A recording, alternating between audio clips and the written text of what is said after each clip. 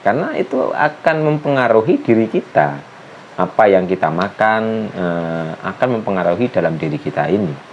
Apalagi kita mungkin sering memakan binatang-binatang yang buas, yang bertaring, berkuku tajam dan sebagainya, maka sifat kebinatangan binatang tersebut akan menyatu dengan diri kita, sehingga diri kita mempunyai sifat-sifat kebinatangan sesuai dengan apa yang kita makan tersebut. Seumpama kita sering memakan.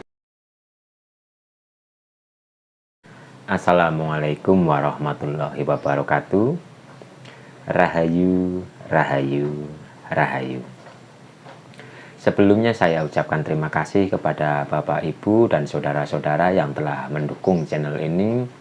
Semoga channel ini berkembang dan bisa menyebarkan kemanfaatan untuk kita semua. Dan semoga yang telah subrek channel ini mendapatkan kemudahan dalam kehidupannya, dilancarkan dalam rezekinya, yang sedang sakit diberikan kesehatan, yang sedang mungkin banyak masalah dipertemukan dengan jalan keluar. Dan semoga kita semua selalu dalam lindungan Allah Subhanahu wa Ta'ala. Semoga seluruh makhluk bahagia. Kali ini saya akan menjelaskan tentang larangan memakan hewan buas. Kenapa kita dilarang untuk memakan hewan buas? Sebenarnya itu adalah untuk menjaga diri kita terkontaminasi oleh sifat dan energi dari binatang tersebut. Karena tubuh dari binatang tersebut atau daging dari binatang tersebut itu akan merekam kebuasan dari binatang tersebut ketika masih hidup. Jadi dalam dagingnya itu ada rekaman-rekaman sifat energi dari kebuasannya ketika masih hidup.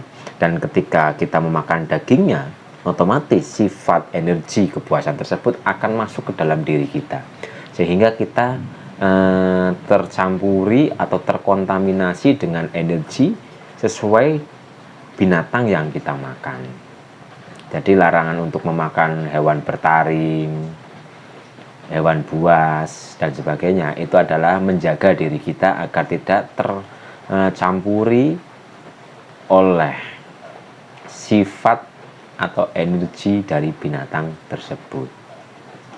Bagi yang pernah mendalami ilmu tertentu, terkadang mungkin pernah disuruh untuk beberapa waktu menghindari makan daging-dagingan. Itu sebenarnya adalah untuk mengurangi sifat kebinatangan dalam diri kita ini. Seperti contoh, jika ingin kuat, kita dianjurkan untuk memakan daging kuda agar pegel pegel. Bagi yang ingin kuat, kan banyak ceritanya. Bagi yang mencari ingin kuat, entah kuat apa, ini tangan hanya pegel. Bagi yang ingin kuat itu katanya disuruh untuk memakan daging kuda dan sebagainya agar tidak pegel. Agar tidak pegel itu katanya ya, karena penjelasannya seperti itu. Jadi rekaman energi dalam daging binatang yang kita makan itu akan menyatu dengan diri kita. Itu akan mempengaruhi diri kita, sehingga orang-orang yang sering makan daging mungkin unta atau kerbau atau kambing dan sebagainya, maka mereka itu akan pegel. Akan pegel. Jadi nafsu kebinatangannya itu akan tinggi jika kita sering memakan daging-daging seperti onta, seperti kerbau, sapi dan sebagainya, maka nafsu kebinatangannya itu akan besar.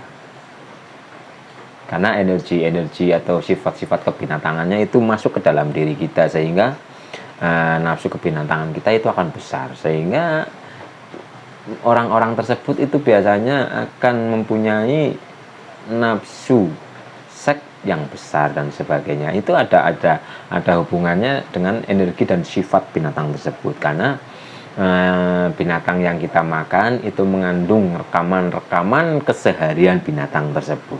Sehingga ketika kita memakan daging binatang tersebut, maka energi sifatnya itu akan menyatu dengan diri kita, sehingga diri kita akan mempunyai ya sesuai dengan apa yang kita makan. Dan dalam Jawa itu ada, atau orang-orang yang belajar keilmuan tertentu dilarang memakan ini dan itu, atau dilarang memakan daging-dagingan, itu adalah untuk menjaga atau mengontrol diri kita agar sifat kebinatangan kita itu akan lemah. Tapi jika kita disuplai dengan daging-daging binatang terus-menerus atau menjadi makanan pokok, maka sifat kebinatangan itu akan tinggi, akan membara, sehingga tangannya akan pegel. Kadang lemes, kadang kaku.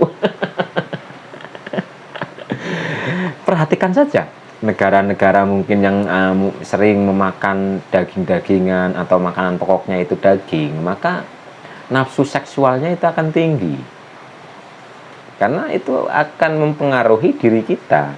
Apa yang kita makan akan mempengaruhi dalam diri kita ini.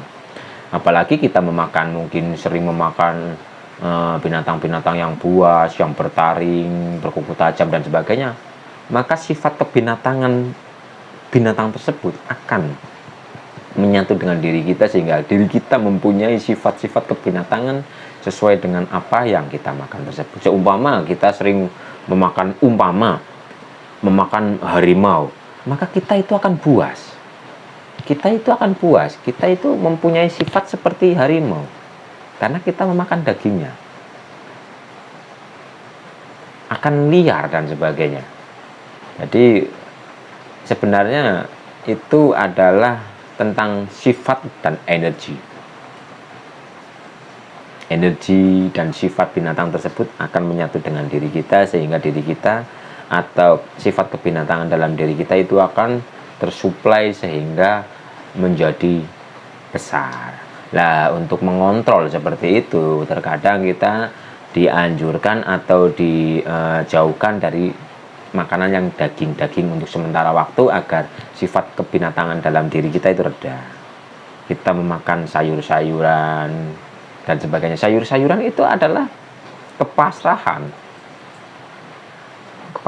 Jadi manut, orang-orang yang sering memakan sayur-sayuran itu mereka akan dilingkupi oleh energi nrimo ing mandum, seperti tumbuhan. Keudanan yora protes, kepanasan yora protes dan sebagainya. Tapi jika kita sering memakan daging binatang, atau lagi daging binatang itu adalah daging binatang yang bertaring dan berkuku tajam, itu identik dengan kebuasan, identik dengan keliaran dan sebagainya. Maka jika kita memakan daging-daging seperti itu, diri kita itu akan mempunyai sifat seperti binatang tersebut. Jadi penjelasannya adalah kenapa kita dilarang untuk memakan binatang buas, ya, binatang berkuku tajam dan bertaring, itu adalah menjaga diri kita agar terhindar dari energi dan sifat binatang tersebut. Karena rekaman energinya itu akan bersatu dengan dagingnya. Jadi daging tersebut menyimpan rekaman sifat kebinatangan, sehingga kita memakan daging tersebut itu akan menyatu dengan diri kita, sehingga diri kita, sifat kebinatangan dalam diri kita itu akan tinggi, akan besar dan sebagainya. Mungkin itu dulu yang bisa saya jelaskan. Semoga bermanfaat. Assalamualaikum warahmatullahi wabarakatuh. Rahayu, rahayu, rahayu.